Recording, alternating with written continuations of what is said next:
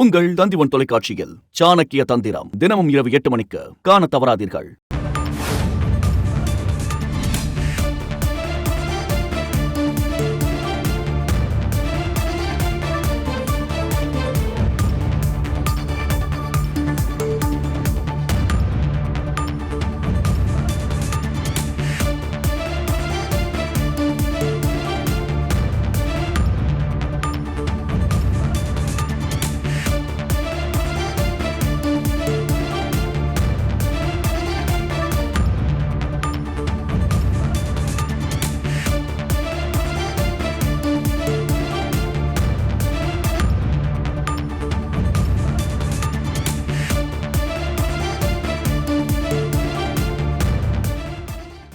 Chess விளையாட்டு உலகில் இந்தியாவிற்கு ஒரு தனி இடம் உண்டு. அதிலும் குறிப்பாக தமிழகத்திற்கென்று மாபெரும் இடம் உண்டு.